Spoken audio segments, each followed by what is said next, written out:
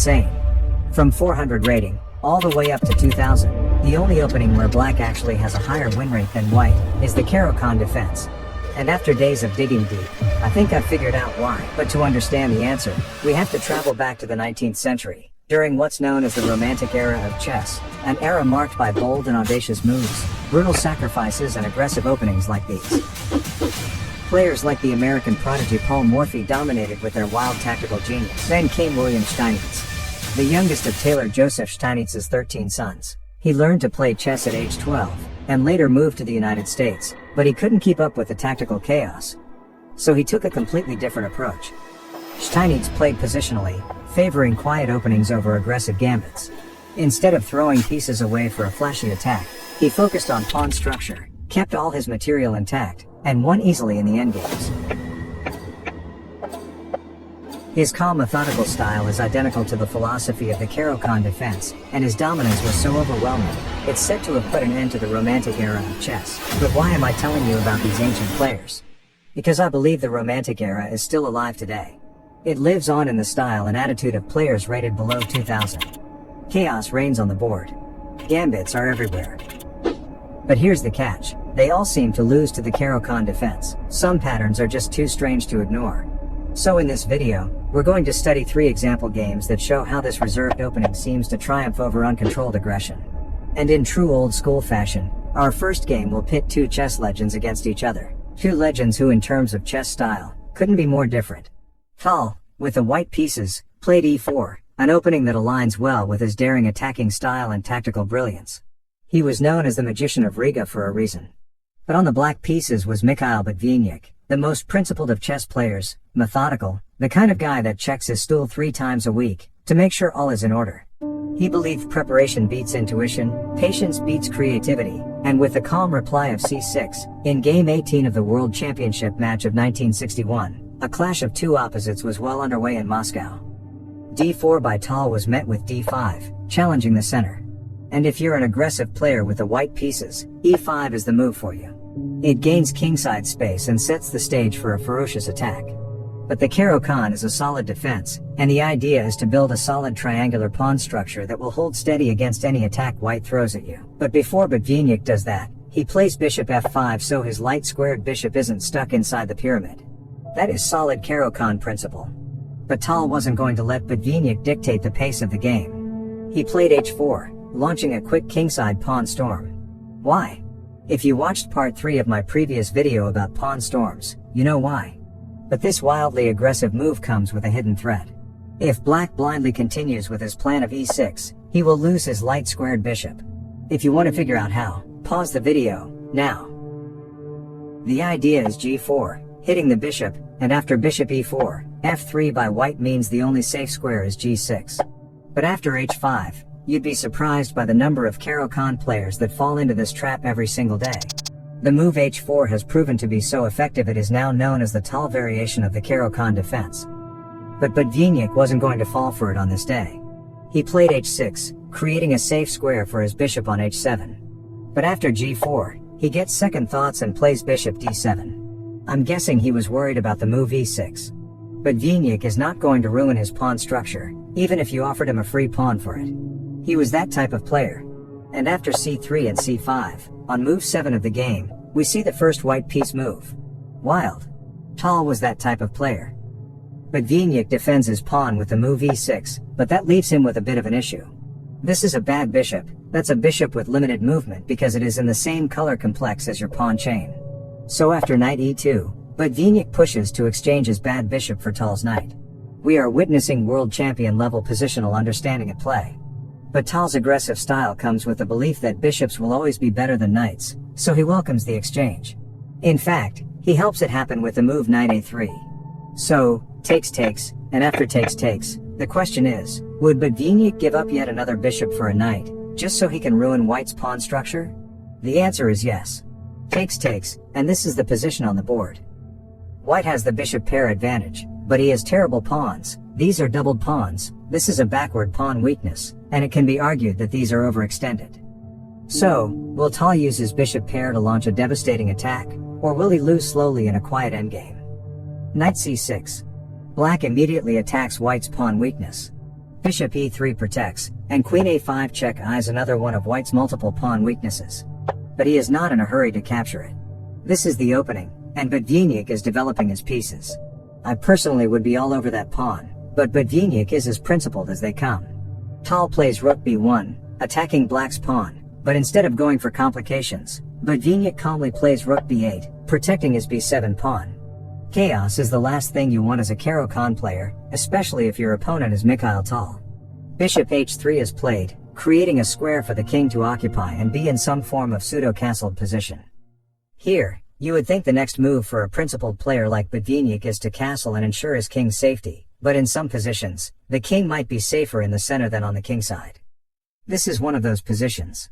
Because as soon as Botvinnik castles, the pawns, the rooks, the bishops, and the queen will descend mercilessly upon black's king. Tal is praying for the move castles, and Botvinnik knows it. So he continues to tickle Tal's weak spots by playing queen a4, attacking the d4 pawn. After rook d1, protecting, black captures on a3, and he is now a pawn up, which to Botvinnik is enough of an advantage to take to the endgame. So after king g2, Botvinnik plays queen a6, asking for a queen trade, and Tal obliges. Takes, and Tal advances his kingside pawns. The attacking idea remains the same, so Botvinnik intelligently places his king on d7, an endgame principle. If the queens are off the board, and there is no risk of getting mated, the king is much better placed in the center than in the corner. Because in an endgame, the time your king takes to get in on the action will likely be the difference between a win, draw, or a loss. Sometimes it comes down to one move. You would know that, if any of your games ever made it to the endgame. But the theme of all-out attack reigns supreme in 1000 rated chess games. And I guess I made this Caro kann video to prove to you that if you defended your king, like how you defend Donald Trump, you would be well above 2000 elo at this point. Anyway, white plays rook b1, challenging black's control of the b file. But if Tal wants to trade rooks, thank you for fixing my doubled pawns. Tal, who I bet is fuming at Botvinnik's attention to minor details, and conservative style in general, advances his king to aid these pawns in the attack. Botvinnik, on the other hand, is in pure positional mode. He notices that his two knights are somewhat superfluous. What does that word mean? Comment below if you've been studying a lot of chess, and I will pin it for everyone to see. Anyway, Botvinnik identifies the square c4 as a beautiful outpost for the knight and plays knight a5. White responds by exchanging rooks, fixing black's pawns in the process, and then playing f4. This is not the middle game position Tal had in mind coming into this world championship game. And knight c4 is how Botvinnik shows us the superiority of the knight over the bishop in these static positions. Bishop c1 is played, and knight c6 attacks white's pawn on c4. How would you defend it? There is only one logical move. The rook is now stuck protecting the c4 weakness. And here is a quick positional trick to use in your games. If you ever have a 3-point piece holding down a 5-point piece in a standoff, you are essentially 2 points of material ahead of your opponent, and you should be looking to use your temporary material superiority to your advantage.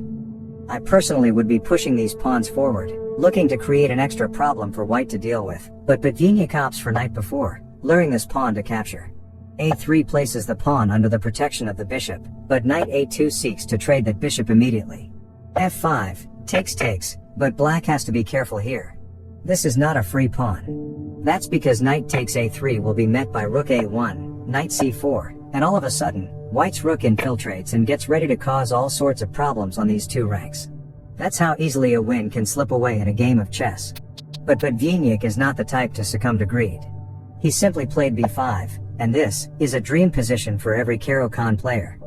The game is not decided by a huge explosive attack but by a cold and calm exploitation of all your opponent's minute mistakes. Tal plays rook a1, protecting his pawn, but do you remember the positional trick I told you about? It is in Botvinnik's interest to keep this knight and rook standoff, and he does just that. King e7 shifts focus to the kingside, where this measly bishop is set to go toe-to-toe with this monster of a piece. Why does the Caro kann have the highest win rate, you ask? Imagine unleashing this level of detail-oriented psychopathy on your fellow 1200s. You are going straight to hell. King f4 is followed by rook c8, after which g5 initiates a series of captures. Rook c6 is played by Botvinnik, daring any piece to enter the 6th rank. King back to f4, Tal at this point is fuming on the inside. And after rook h6 and bishop g4, protecting the h5 pawn, But Viktor won't make the mistake of tying down his 5-point rook to a 3-point bishop. He opts out of the pawn debate, but his destination square means that white can now free his rook. Rook c1, and this pawn cannot be captured. The rook would be hanging. So, after 40 moves of solid and principled chess, but Viktor decides to play for a trick, f6. And an already frustrated Tal falls for it. Pawn takes, and then knight takes e5, is a huge blow to white. Surprisingly, neither of these two pieces are hanging. The rook is protected by the knight, and the knight cannot be captured, because this rook is hanging. Black is 2 clean pawns ahead in an endgame. At GM level, this is game over. Tal plays a few more moves and then puts an end to his misery. He resigned, and in the following days went on to lose the World Championship title to Viktor. A brilliant portrayal of the strength of the Caro-kann defense at the elite level. But how does the Caro-kann fare at lower levels? e4 c6, and f4 is on the board. This 2100 rated Lichess player has turned to aggression as early as move 2, but in pure Caro-kann spirit, his opponent, who I hope is doing okay wherever he is, replies with d5, an instant strike at the center. e5 is played by white, bypassing the central conflict and marching his pawn straight toward black's king. The Caro-kann defense is in for a tough test in this game, but after knight h6, it seems it is in the hands of an expert. Every time there is a pawn on f4, or something shielding the view of this dark squared bishop, this route becomes an option for developing the knight. Knight f3 is met by bishop g4, moving the bishop out in preparation for e6, which, after the weird move d3, is played completing the triangle of pawns. This is the strongest shape in nature. There's a reason why the pyramids are still standing today. It's basic high school physics. I could teach you, but I don't want to alienate my fellow South African viewers.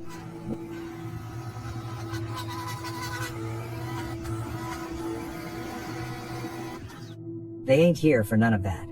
Anyway, white plays a move on the queen side because black's grip on these two squares has put his kingside dreams to a complete halt. After knight f5 and bishop e2, queen b6 is played by black, eyeing all the dark squares in white's camp. Simple development, and a solid pawn structure, black is putting on a Caro-kann masterclass. After the move d4, the engine gives a minus 1.3 advantage for black. It's gone through thousands of variations and moves into the future to come up with that evaluation, but as a human being, how can you evaluate which side is better in a particular chess position? Well, you have something that the computer doesn't: feel. Or should I say, intuition. In this position, everything seems equal except for these two pieces. This is white's bad bishop. It has virtually no movement because it's stuck in the same color complex as its pawns. This is black's bad bishop, but the difference is that it's outside the pawn chain and is of more use than its white counterpart. By virtue of that, with just one glance at the position, you can feel that black is better without calculating numerous lines. What's the average lifespan of a stand-up comedian in North Korea? I don't know, but I have a feeling about it. That's that high-level intuition. The human brain is awesome. And so is the move c5 in this position. It seeks to undermine white's pawn structure but also sets up a sneaky trap, and white falls for it. All black has to do is eliminate this defender, and this pawn is up for grabs. A series of captures occurs, after which bishop takes f3, leaves white's pawn undefended. But white still has to be careful here. It's easy to go from a bad position to totally lost in just one move. Bishop d1 is correct. Black develops his bishop, and after knight c3 and castles, he is a clear pawn up, with more developed pieces and an active rook. White can feel the game slipping away, so he decides to lash out with g4, hoping to create some kingside chaos and rely on his bishop pair to prove superior to black's knights. But knight c6 leaves white with a difficult question. Where to put the king? Castling deflects this rook and defeats the purpose of the pawn storm. Also, it loses immediately to knight c2. A discovered check that will capture a free rook on the next move. So, after some thought, white awkwardly plays king d2, and it's met instantly with the thrust b5. The engine recommends h4 for white, boldly sticking to his original plan, but white chickens out and plays a3, thinking it stops the b4 pawn advance. It doesn't. Capturing before loses on the spot, a painful realization. White plays knight a4, hitting the bishop, which retreats to e7. In the next few moves, white achieves absolutely nothing, and worsens his position by playing b3, because after b5, the only retreating square for the knight, cuts off the protection of this pawn. Black takes, and after the knight retreats to d3, black plays b4. He is now 2 pawns up. But these aren't just normal pawns, they're protected passed pawns. This is an advanced protected passed pawn, the ultimate form of a pawn. Its power is over 9,000. White blockades it with rook a2, but if you remember the trick I told you about earlier, this is a 5-point piece tied down to a 1-point pawn. No bueno. But it's even worse because knight a5 leaves white helpless to protect the pawn. So takes, and now the bishop is under fire. It flees to e3, and we should take a moment to appreciate the effectiveness of the Caro kann style of play. No wild attacks on the king, no fancy sacrifices, just a calm dismantling of your opponent's ego, one move at a time. A quick win is always nice, but sometimes, you just want to take your time, and watch as your opponent slowly descends into hopelessness, move by move. I'm a good person, I swear. Anyway, rook c6 is played, and in the following moves, black converts the position by trading pieces and advancing his pawns. That didn't stop white from setting one final trap though. Rook c1 leaves the knight undefended, and black falls for it. Except, the bishop simply retreats to f8, in case of any back rank shenanigans. Those 2 seconds of hope are what kill you on the inside. White resigns, just in time for us to come full circle and find out what happens when 1,000 rated players go toe-to-toe in Caro kann defense waters. e4 by Steven, a strong lichess player, who it seems, had a rough day at the office yesterday, faces the Caro kann defense, at the hands of a player named Michael, who, I'm assuming, was born on December 5, 1995. Take good care of your passwords, sir. Anyway, white expands with d4, and black replies with d5, asking a question of white's center.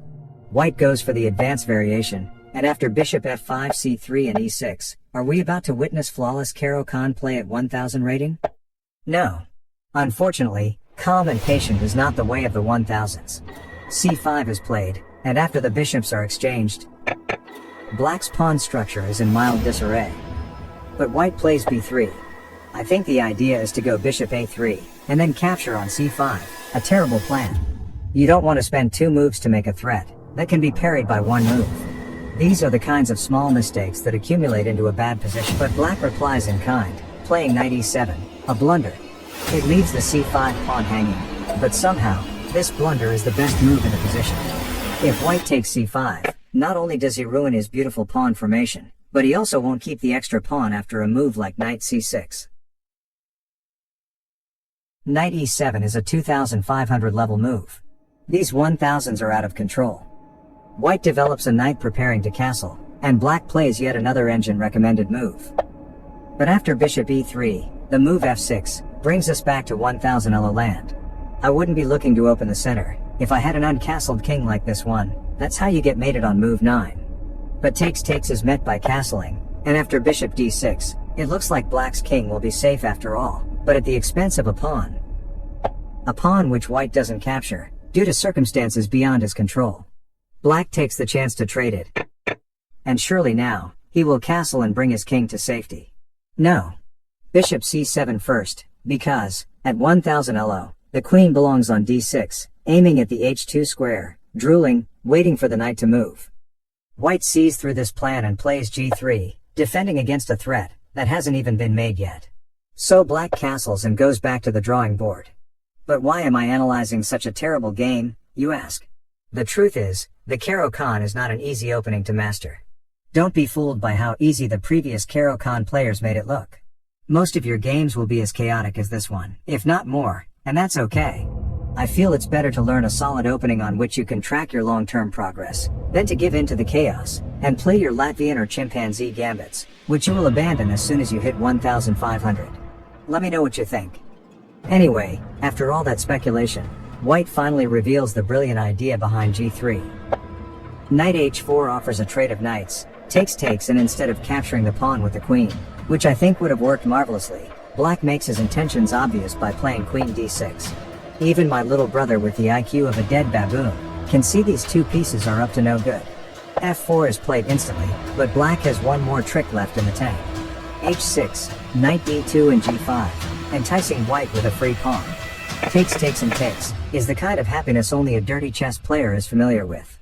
Queen takes h2 brings us to the end of my attempt to introduce you to a different style of play. If you find it interesting, this is where you can start your Caro kann journey. You can also join my Patreon, where I will be posting my Caro kann speedrun early next week. Take care of your pets, and see you on the other side.